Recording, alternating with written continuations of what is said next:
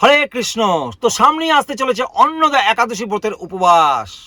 আপনারা খুব সুন্দরভাবে পবিত্র রোপণী একাদশী ব্রত পালন করেছেন, অর্থাৎ শ্রাবণ মাসের শুক্লাপক্ষের পবিত্র রোপণী একাদশী ব্রত খুব সুন্দরভাবে পালন করলেন। এবার আসতে চলেছে সামনে ভাদ্র মাসের কৃষ্ণপক্ষের একাদশী। সেই একাদশীর নাম কি? অন্নদা একাদশী। কবে এই ব্রত পালন করা হবে? 2025 খ্রিস্টাব্দের 19শে অগস্ট মঙ্গলবার দিন এই ব্রত পালন করা হবে। তো এই ভারতবর্ষের সকল রাজ্যে সহ বাংলাদেশের প্রতিটা জেলায় এই ব্রত একই দিনে এবারে কিন্তু পালন করা হচ্ছে। অবশ্যই আপনারা অন্নদা একাদশী ব্রত পালন করবেন। এবং এই একাদশী ব্রত কি সেই নিয়ে আমাদের চ্যানেলে একাধিক ভিডিও আছে, আপনারা দেখে নেবেন। এই একাদশী ব্রত পালন করতে গেলে শুধুমাত্র এটাই বলবো যে অবশ্যই আপনারা যারা আমিষ দ্রব্য গ্রহণ করেন একদম আমিষ দ্রব্য বর্জন করবেন, অন্তত পক্ষে কন্টিনিউ 3 দিন। কেননা একাদশী ব্রত পালন করতে গেলে একাদশীর আগের দিন এবং একাদশীর পরের দিন অর্থাৎ 19শে অগস্ট মঙ্গলবার দিন এই একাদশী, 18 অগস্ট সোমবার এবং 20 অগস্ট বুধবার, অর্থাৎ সোম মঙ্গল বুধ 3 দিন সম্পূর্ণরূপে যারা আমিষ দ্রব্য গ্রহণ করেন সর্বপ্রকারের নেশাদ্রব্য আমিষ দ্রব্য এগুলো কিন্তু বর্জন করে কিন্তু ব্রত পালন করতে হবে, তবেই ব্রতের ফল পাবেন, না হলে কিন্তু ব্রতের ফল পাওয়া যাবে না। কেমন? তো এইভাবে কিন্তু ব্রত পালন করতে হবে। এছাড়া আর কি কি ব্রত পালন করতে হবে? পঞ্চবিংশনা সম্পূর্ণরূপে বর্জন করে ব্রত পালন করতে হবে। দিনের বেলা ঘুমাবেন না, মৈথুন ক্রিয়া করবেন না, গ্রাম্য কথাবার্তা বলবেন না, ক্রোধ দেখাবেন না, মিথ্যা কথা বলবেন না, এগুলো বর্জন করতে হবে। যদি একাদশীর দিন কোনো শ্রাদ্ধ শান্তি পড়ে সেটি বন্ধ করে সেটি দ্বাদশীর দিন করতে হবে। কেমন? তো এগুলো অবশ্যই মাথায় রাখতে হবে। কিন্তু কোনো রকম ক্ষৌরকর্ম করবেন না। চুলটা যদি বড় হয়ে থাকে একদিন পরে কাটুন, 2 দিন পরে কাটুন বা আগে কাটুন, কেননা একাদশীর দিন কিন্তু কোনো রকম ক্ষৌরকর্ম করা যাবে না।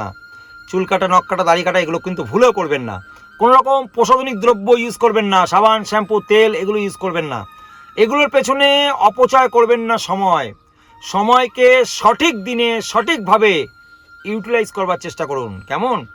তাহলে কিন্তু জীবনটা সার্থক হবে, জীবনটা ভালো হবে, জীবনটা মধুর হবে। না হলে আমাদের দুঃখ দুর্দশা শুধু বাড়তেই থাকবে।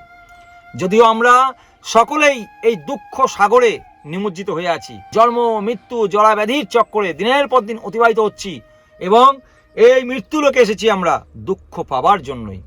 দুঃখালয় অশাশ্বতম এই জগৎটা, আদি দৈবিক, আদি ভৌতিক, আদি আত্মিক, এই 3 প্রকারের ক্লেশ আমাদেরকে পেতে হচ্ছে। সেই জন্য আমরা যদি ভগবানকে সঙ্গে নিয়ে চলি, জীবনের কেন্দ্রবিন্দুকে যদি কৃষ্ণকে রাখি, তাহলে আমরা অনেকটাই এই কষ্ট থেকে নিবৃত্তি পাবো, অনেকটাই দুঃখের অবসান হবে। কেমন? অবশ্যই ব্রতগুলো পালন করতে হবে।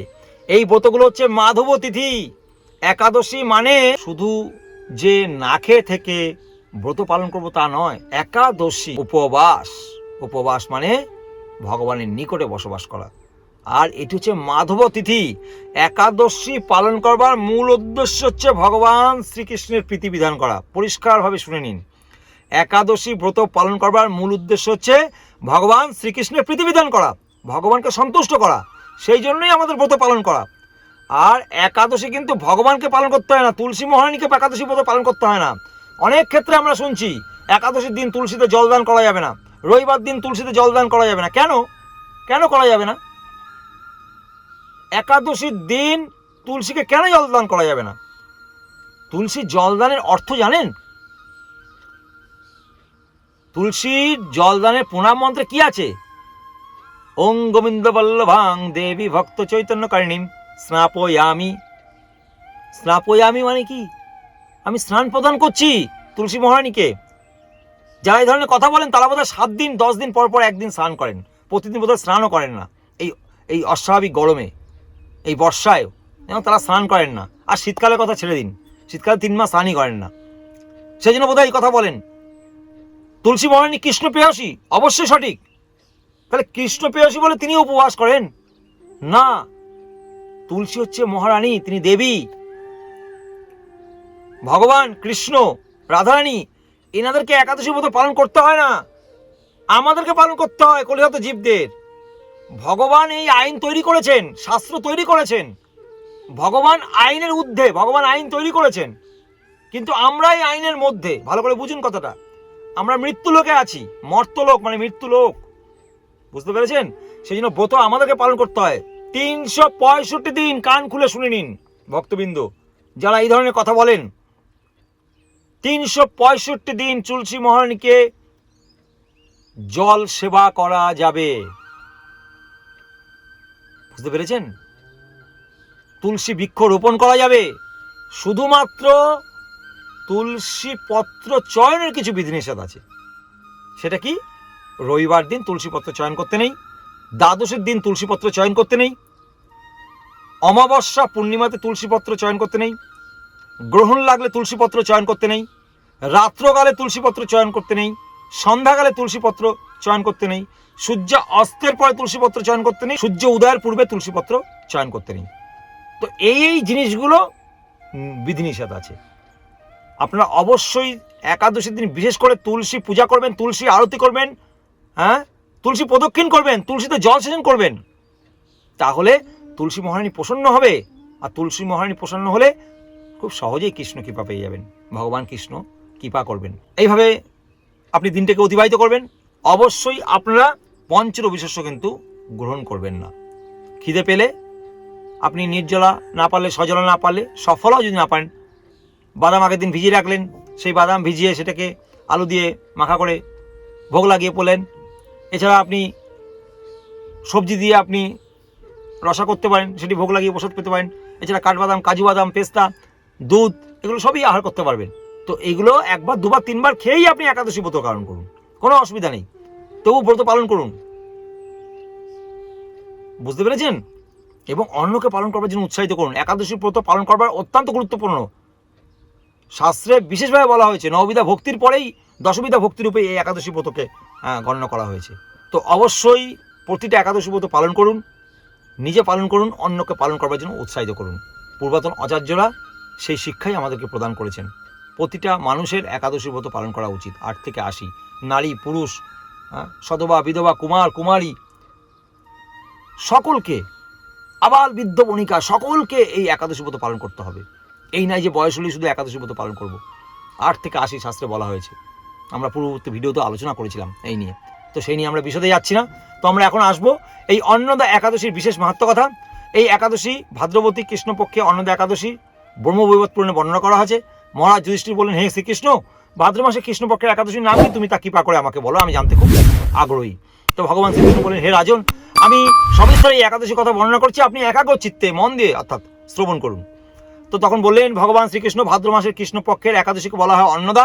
এই তিথি সর্বপাপ বিনাশিনী। যিনি শ্রীহরির অর্চনে এই ব্রত পালন করেন তিনি সর্বপাপ থেকে মুক্ত হন। এমনকি এই ব্রতের নাম শ্রবণেই রাশি রাশি পাপ বিদূরিত হয়ে যায়। এই ব্রত প্রসঙ্গে একটি পৌরাণিক কাহিনী আছে। প্রাচীনকালে রাজা হরিশ্চন্দ্র এক নিষ্ঠাপরায়ণ সত্যবাদী চক্রবর্তী রাজা ছিলেন। পূর্ব কর্মফল ও প্রতিজ্ঞা সত্যতার রক্ষায় তিনি কিন্তু রাজ্যভ্রষ্ট হন। অবস্থা এমন হলো যে তিনি নিজের স্ত্রী, পুত্র সকলকে বেঁচে দিলেন, এমনকি নিজেকে পর্যন্ত বিক্রি করতে বাধ্য হলেন। তার ফলে কি হলো? এই রাজেন্দ্র, এই পুণ্যবান রাজা চণ্ডালের দাসত্ব স্বীকার করে সত্যরক্ষার্থে দৃঢ়নিষ্ঠা প্রদর্শন করেছিলেন। তিনি শ্মশানে মৃত ব্যক্তির বস্ত্র কর রূপে গ্রহণ করতেন। এইভাবে তার বহু বছর কেটে গেল। দুঃখ সাগরে নিমজ্জিত হয়ে কি করি, কোথায় যাই, কিভাবে উদ্ধার পাই, এই চিন্তায় দিন রাত কষ্ট পেতে লাগলেন। কিন্তু কোনো পূর্বজন্মের পুণ্য প্রভাবে এক দৈবক্রমে দুঃখী গৌতম ঋষি তার কাছে একদম দেবতার মতন এসে হাজির হলেন। রাজা মুনিকে দর্শন করা মাত্রই ভক্তি ভরে প্রণাম করলেন এবং করজোড়ে তার সামনে দাঁড়িয়ে একে একে তার পূর্বকৃত সমস্ত কথা জানালেন। রাজার দুঃখের কথা শুনে মুনিবার অত্যন্ত বিস্ময়পন্ন হলেন। তো স্বাভাবিকভাবেই মুনিবার অত্যন্ত কষ্ট পেলেন। তিনি অত্যন্ত ব্যথিত হয়ে বললেন, হে রাজন, ভাদ্র মাসের কৃষ্ণপক্ষের একাদশী কিন্তু এই জগতে অন্নদা নামে প্রসিদ্ধ। আপনি এই ব্রতটা পালন করুন। এই ব্রতের প্রভাবে আপনার পূর্বকৃত সমস্ত পাপ বিনষ্ট হবে। আপনার ভাগ্যবশত এই আগামী 7 দিন পরে এই একাদশী আবির্ভাব হবে। তো ওই দিন উপবাস থেকে আপনি কিন্তু রাত্রি জাগরণ করবেন। এই ব্রত উদযাপনে আপনার পূর্বকৃত সমস্ত পাপ ক্ষয় হবে। হে রাজন, আপনার পুণ্য প্রভাবে আমি এখানে এসেছি জানবেন, ওই যে পূর্বজন্মের পুণ্যের প্রভাবে। এই কথা বলেই গৌতম মুনি ওই স্থান থেকে অন্তর্হিত হয়ে গেলেন। ঋষিবরের উপদেশ মতন তিনি শ্রদ্ধা সহকারে এই ব্রত পালন করলেন এবং পালন করবার ফলে তার পূর্বকৃত সমস্ত পাপ বিনষ্ট হলো। হে মহারাজ, এই ব্রতর প্রভাব শ্রবণ করো। যথাবিধি ব্রত পালনে বহু বছর দুঃখ ভোগ অবসান হয়। এই ব্রত প্রভাবে রাজা হরিশ্চন্দ্র সকল প্রকারের দুঃখ নষ্ট হলো। আকাশ থেকে দেবগণ দুন্দুভি বাদ্য বাজাতে লাগলেন, পুষ্প বর্ষণ করতে লাগলেন। নিষ্কণ্টক রাজ্য সুখ ভোগ করে অবশেষে তিনি আত্মীয় স্বজন নিয়ে, এই রাজা এবং নগরবাসীকেও সঙ্গে নিয়েছিলেন, নিয়ে তিনি স্বর্গে গমন করলেন। যে মানুষ অত্যন্ত নিষ্ঠা ভক্তি সহকারে এই ব্রত পালন করেন তিনি শ্রীহরির ভক্তি অবশ্যই লাভ করবেন, শাস্ত্রে বলা হয়েছে। এবং তিনি লাভ করে কি করবেন? দিব্য ধামে গমন করবেন। এই ব্রতের মাহাত্ম্য পাঠ ও শ্রবণ করা মাত্রেই অশ্বমেধ যজ্ঞের ফল লাভ হয়। তাহলে ভক্তগণ বুঝতে পারলেন একাদশী ব্রত কতটা গুরুত্বপূর্ণ। শুধুমাত্র এই ব্রতের মাহাত্ম্য পাঠ এবং শ্রবণ করলেই অশ্বমেধ যজ্ঞের ফল। অশ্বমেধ যজ্ঞ এই কলিযুগে করবা সম্ভব নয়। হ্যাঁ, এই সমস্ত মাঙ্গলিক দ্রব্য এখন এই কলিযুগে পাওয়া যায় না ঠিক মতন। সেই জন্য অশ্বমেধ যজ্ঞ অত্যন্ত দুর্লভ এই কলিযুগে করা। তো এই একাদশী ব্রত অত্যন্ত নিষ্ঠা সহকারে পাঠ বা শ্রবণ করলেই কিন্তু সেই ফল লাভ করতে পারছেন। কতটা গুরুত্বপূর্ণ এই একাদশী ব্রত। তো আসুন আপনারা সকলে এই একাদশী ব্রত পালন করুন, অন্যকে পালন করবার জন্য উৎসাহিত করুন। আমাদের এই বিশেষ প্রতিবেদনটাকে জগতের সকলের কাছে পৌঁছে দিন। কিভাবে পৌঁছাবেন? শেয়ারের মাধ্যমে। অবশ্যই এই ভিডিওটিকে শেয়ার করে সকলের কাছে পৌঁছে দিন। সনাতন ধর্ম প্রচারের জন্য সকল মানুষ যাতে এই একাদশী ব্রত পালন করবার জন্য উৎসাহিত হয়। কেমন? চ্যানেলে প্রথমবার এসে থাকলে অবশ্যই চ্যানেলটিকে সাবস্ক্রাইব করে নোটিফিকেশন বেল আইকনটি অল করে দেবেন। আর যারা প্রতিনিয়ত চ্যানেলটিকে দেখছেন এখনো পর্যন্ত কোনোভাবে সাবস্ক্রাইব করেননি, অবশ্যই আর বিলম্ব করবেন না, চ্যানেলটিকে সাবস্ক্রাইব করে নোটিফিকেশন বেল আইকনটিকে অল করে দেবেন। ভালো থাকবেন, সুস্থ থাকবেন, সদা কৃষ্ণ ভাবনাময় হয়ে থাকবেন। জগৎগুরু শিল প্রভুপাদ কি জয়।